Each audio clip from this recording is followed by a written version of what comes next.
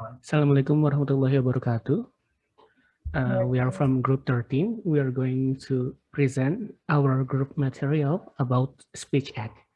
The member of our group is Muhamad Rafii, me, Maulana Rizqy, and Nadhira Auila. And first, table of contents, speech acts, form of sentences, purpose of utterances, analysis of speech act, 7 kind of speech acts, Q&A. Next page. The first definition of speech act will be explained by Nadhira Auila. Yeah, by Nadhira. Okay, thank you. The first is definition of speech acts. So speech acts are linguistic structure which are used with illocutionary force in specific social and institutional context. So we use a language for many purposes. We tell others what we know or think we know. We express our feelings, ask questions, make requests, protest, criticize, insult, apologize, promise, thank, say hello, and goodbye. Language seems to have as many different functions as there are occasions for using language, but for all the apparent diversity, the basic uses of language are rather limited. In this chapter, we recognize 7 different kinds of utterance or speak acts classified according to their general purpose. The single utterance may have overlapping purposes. The description here will apply to written discourse and therefore to writer and reader as much as the spoken discourse. Nevertheless, we use the term speaker to include a writer and the term address to include reader as well as hearer. In addition, although one person may speak or write on behalf of several people and may have a plurality of addresses, whether in writing or speaking, we use singular term, speaker, and address throughout.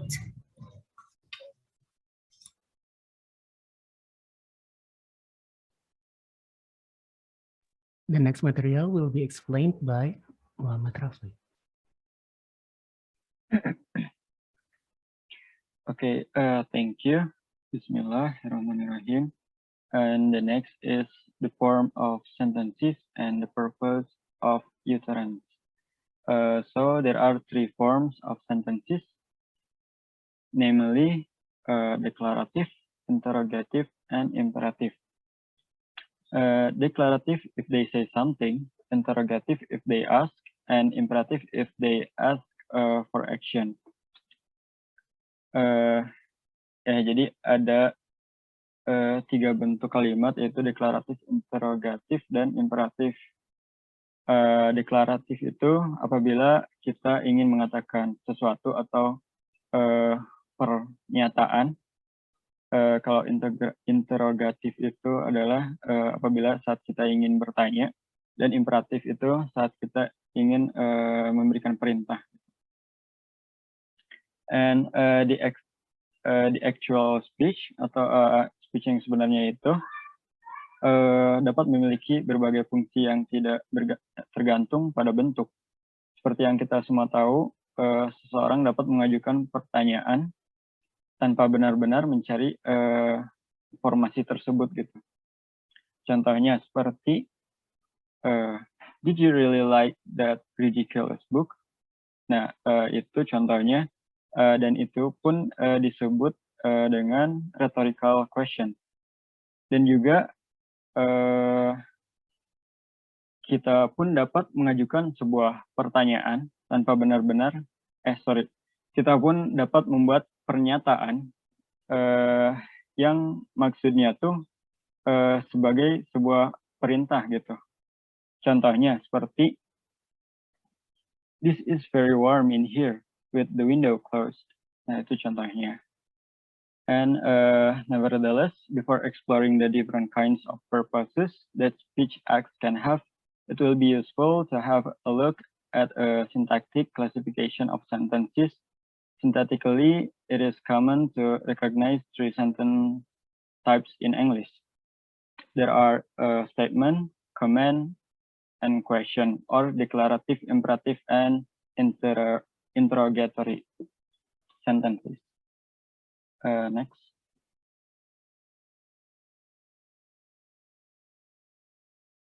Okay, the first is statement. So statements or declarative typically have subject, verb, and then perhaps an object, a complement, and or an adverbial phrase. For example, a window broke. Tom broke a window. Dennis put marmalade on her toast. Ya, jadi yang pertama itu adalah statement atau pernyataan. Ini biasanya diawali dengan subjek, terus dilanjut dengan verb, dan juga bisa saja ada objek, lalu complement, atau juga bisa dengan adverbial phrase. Dan ini tuh bisa juga di elemen-elemennya itu bisa juga divariasikan, seperti contoh yang Dennis put marmalade on her toast itu bisa menjadi seperti on her toast, Dennis put marmalade, atau marmalade, Dennis put on her toast. Nah, seperti itu. Lalu yang kedua itu ada command. Command or imperative begin with the verb, which doesn't change, and negative commands begin with do not plus the verb. And the subject, if a subject is present, maybe you or everybody, somebody, anybody, or nobody. For example, close the door, please. Don't move, or don't anybody move. You be quiet. Nobody move. Everybody wait here. Nah, lalu yang kedua ini yaitu adalah sebuah kata perintah ya. Dan ini tuh biasanya diawali dengan verb gitu, yang tidak berubah, yang artinya yaitu verb 1 gitu. Dan juga kalau kata perintahnya negatif, itu tinggal ditambah dengan do not di awalnya, lalu selanjutnya itu verb gitu. Jikapun ada subjek, subjeknya itu bisa saja you, everybody, somebody, anybody, atau nobody. Okay, next. Dear. Hello. Okay. And the next is question. Questions are of several different kinds.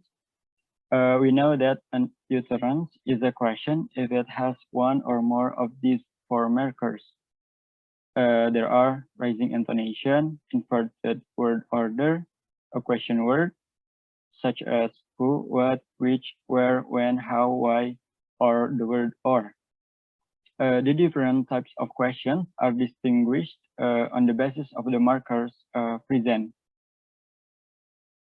Nah, jadi yang ketiga ini adalah question atau pertanyaan, dan pertanyaan ini ada beberapa jenis yang berbeda, dan juga seperti yang kita tahu bahwa sebuah ungkapan, sebuah pertanyaan itu memiliki tanda, yaitu salah satunya diantaranya ada intonasi yang naik, atau urutan kata yang terbalik, dan juga ada kata tanya seperti yang tadi, itu who, what,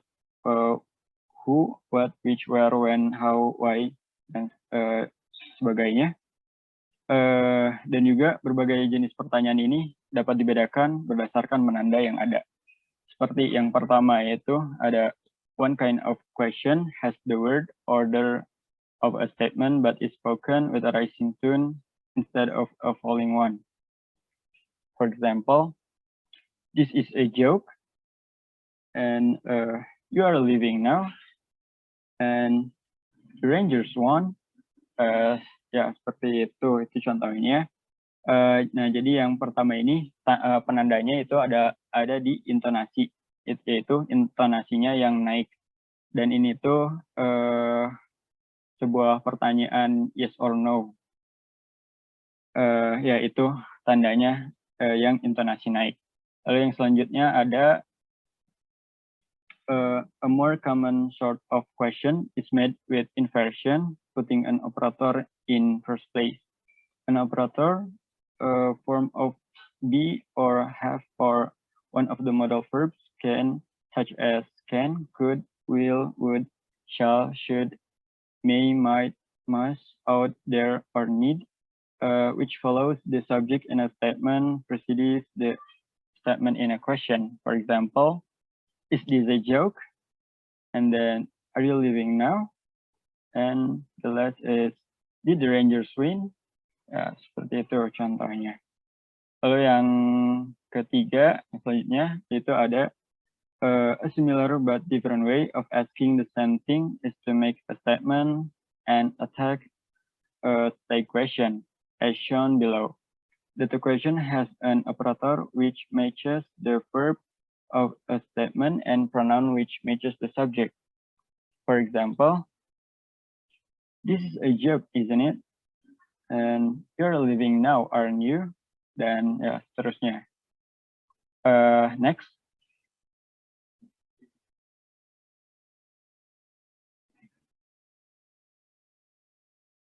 Dan yang selanjutnya ada the next type of question has inverted word order, but it cannot be answered simply by yes or no. The marker is the word or. For example, would you like coffee or tea? Is your son in the army or the navy? Nah, ini kalau yang ini tuh penandanya adalah hampir sama dengan yang inversion tadi, yang di urutan katanya itu terbalik. Tapi ini tidak hanya bisa dijawab dengan yes or no saja, karena ini menyangkut dengan opini dari seseorang. Dan yang selanjutnya itu the next question have a question word such as or the WH word, but are also marked by rising intonation. For example, you are leaving when, or when are you leaving? And then she left it where, or where did she leave? Where did she leave it? Sorry.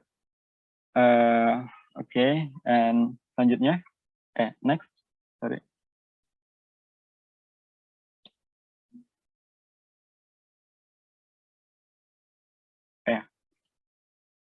Oke, ya terima kasih. Sekian dari saya. The next material will be explained by me, Maulana Rizqy. The analysis of speech act. In every speech act, we can distinguish three things following what Austin said. What is said, the utterance, and what can be called the location. What the speaker intends to communicate to the addressee is the illocation, and the message that the addressee gets, his interpretation of what the speaker says, is the perlocution. If communication is successful, the illocation and the perlocution are alike or nearly alike. Yeah, next please.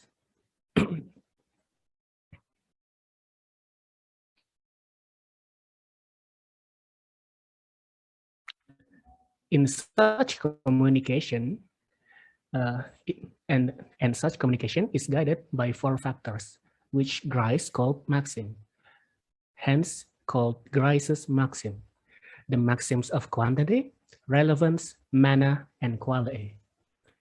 The maxim of quantity, requires the speaker to give as much information as the addressee needs, but no more. And then the maximum of relevance requires us as speakers to make our utterance relative to the discourse going on and the context in which they occur. Maxim of manner is to be orderly and clear and to avoid ambiguity. And the maxim of quality is to say only what one believes to be true. Grice distinguish between violating the maxims and flouting them. If a speaker deliberately lies, expecting the addressee to believe what he says, he is violating the maxim of quality. If he exaggerates, expecting the addressee to recognize the exaggeration, then he is flouting the maxim. And speech acts purpose. An utterance has a purpose. In order to achieve that purpose, to be appropriate to that purpose, several conditions are necessary. The lexical content of the utterance must be appropriate. The social situation in which it occurs must be appropriate. The speaker must be sincere in what he says, and the hearers accept the utterance as having that purpose. Next. The next material will be explained by Nadhira. Thank you. So here are the 7 kinds of speech acts. Speech acts differ in their purposes, whether they deal with real or potential facts, prospective or retrospective, in the role of speaker or address in these facts, and of course in felicity condition.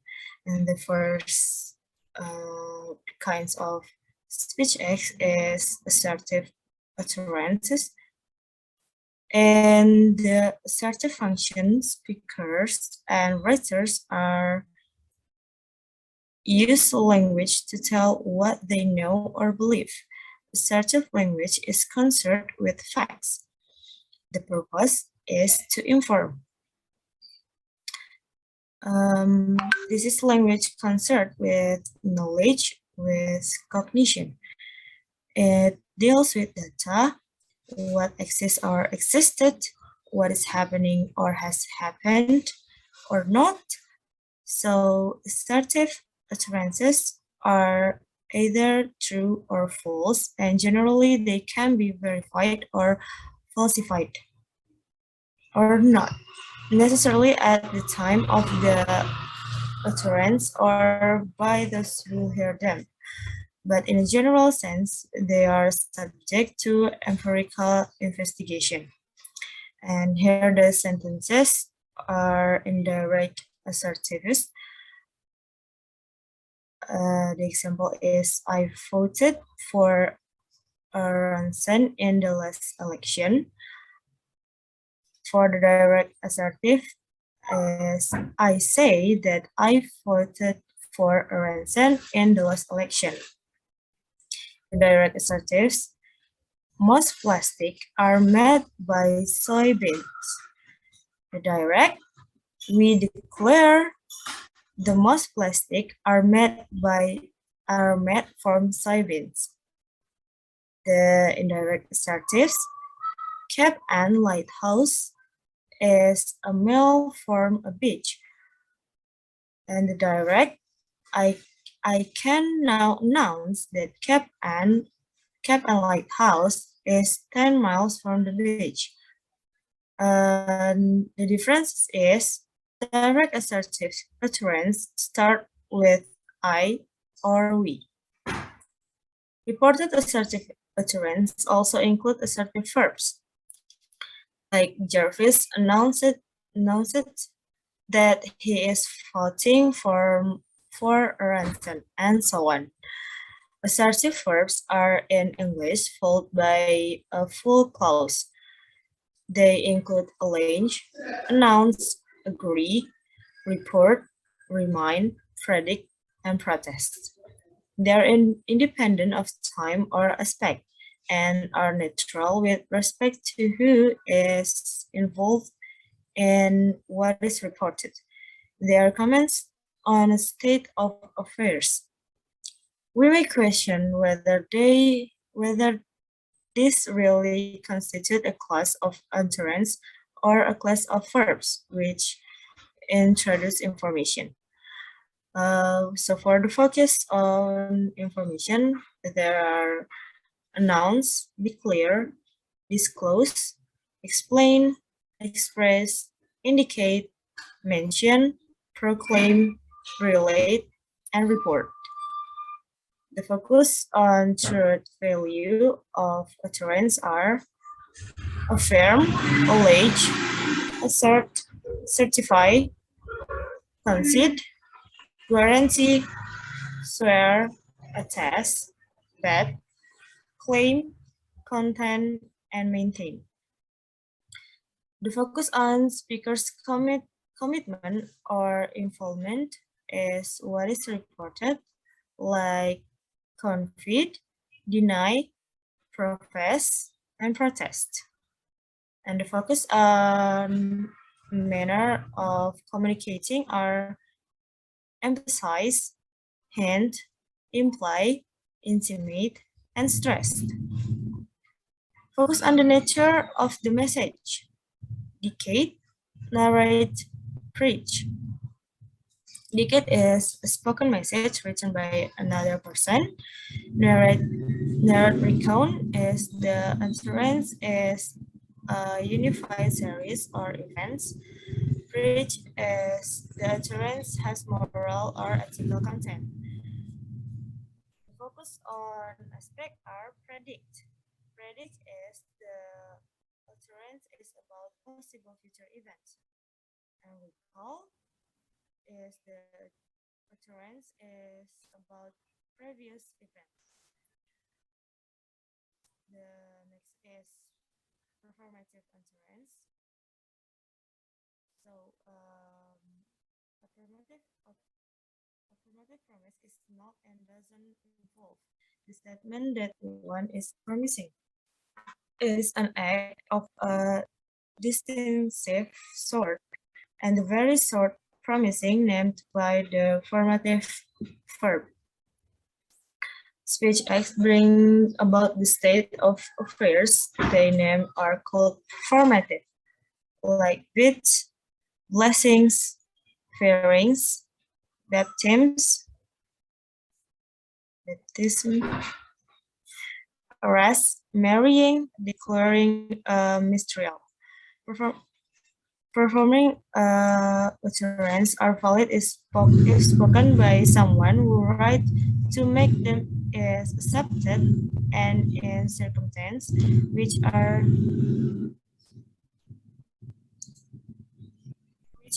accepted as appropriate. Verbs include bet, declare, baptize, name, nominate, and pronounce. Naturally, there are strong limitations on what can be a performative utterance. First, the subject of the sentence must be I or we. Like, he declares this meeting adjourned is not a performative utterance as the term is used here. However, we need to distinguish between explicit and implicit performatives. I declare to meeting adjourned is the explicit performative. This meeting is around adjourned. If spoken by the same person, is an implicit one. For the second, the verb must be in the present tense, and perhaps most important, the speaker must be recognized as having the authority to make the statement, and the circumstance must be appropriate. I pronounce you man a wife, and I declare this a mystical are valid only if spoken by appropriate person in social and socially determined situation. Thus, many performatives take place in informal settings and are concerned with official acts. A performative is neither true nor false, but its purpose to make a part of the world conform to what is said. Blessing and curses are performative utterances to the degree that people accept them as having effect. So long as one believes that a particular individual or anyone at all can bring down divine favor on another by uttering some formula such as may God bless you. Use may. That utterance is a valid form performative. And similarly, invoking pain or punishment or another person through the performance of a ritual utterances constitutes a curse for those who accept it as performative. Repeating somewhat velocity condition for a performative utterance are the authority of the speaker to make the utterance, the appropriateness of time, place, and other circumstance, and the acceptance by the addressee and others of this authority and appropriateness. I think that's all for me. Give it back to Alan. Thank you. Yeah. The next material is verdictive utterances, will be explained by Muhamad Rafii.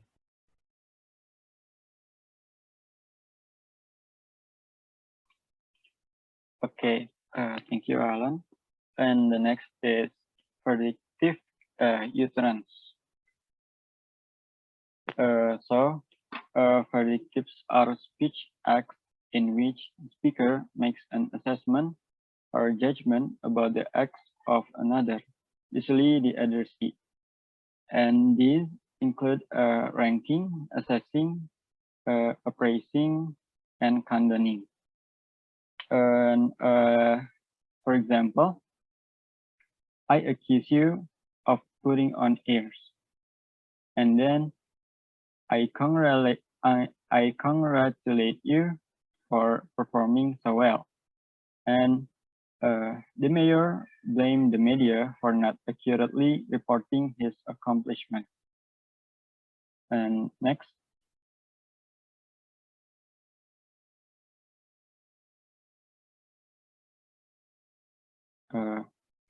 Here, next.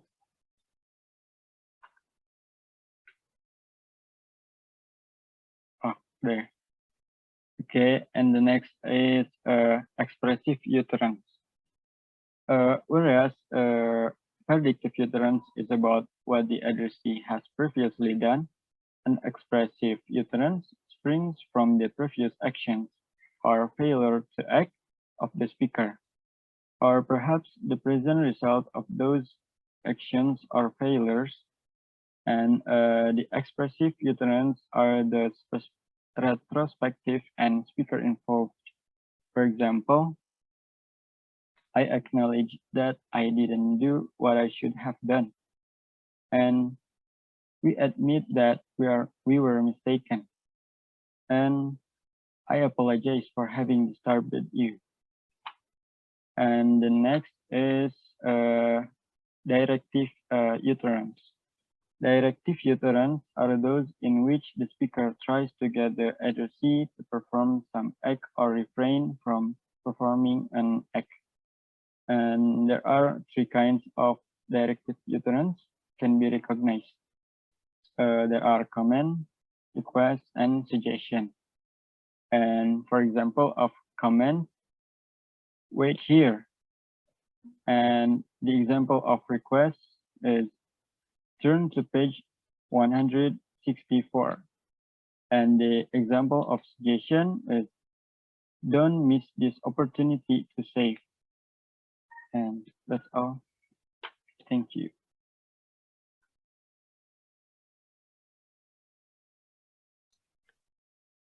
And next will be commissive utterances, will be explained by me, Maulana Rizqy. Commissive utterances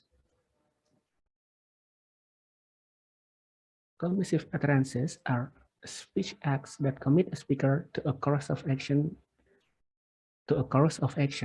These include promises, pledges, threats, and vows. Commissive verbs are illustrated by agree, ask, offer, refuse, swear, all with following infinitives. They are prospective and concerned with the speaker's commitment to future action. Hence, why it is called commissive, because it is related to something that the speaker commit to.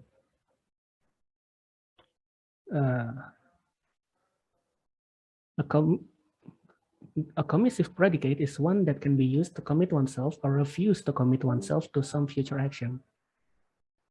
Further, the verb must be in the present tense and there is some addressee, whether the utterance shows it or not, since the speaker must be making a commitment to somebody.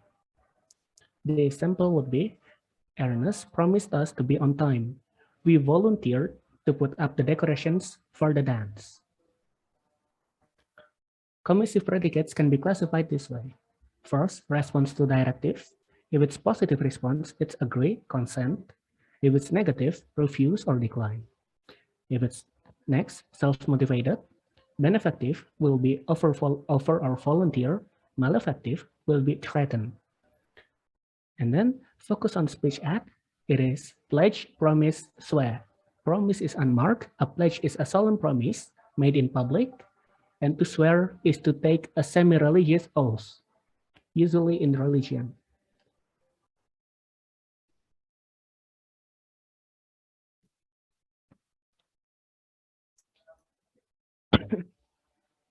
Next is fatigue utterances. Fatigue utterances is to establish rapport between members of the same society. Fatigue language has a less obvious function than the 6 types discussed before, but it is no less important. Fatigue utterances include greetings, farewells, and polite formulas. Examples of fatigue utterances are like, how are you? How are you doing? I'm glad to meet you. So nice to see you again. Thank you. You're welcome. Excuse me. And the validity conditions for fatigue utterances are met when speaker and addressee share the same social customs and recognize fatigue utterances for what they are. Next. 4 speech acts compared: predictive, expressive, directive, and commissive. Those 4 speech acts and the predicates that occur in them are alike in being concerned with some action. They differ from one another as to whether the act has purportedly already taken place, or retrospective, or is yet to occur, or prospective, and whether the speaker or the addressee is the agent of the act. Predictive is retrospective with addressee involved. Expressive is retrospective with speaker involved. Directive is prospective and addressee involved. And commissive is prospective and speaker involved. Yeah.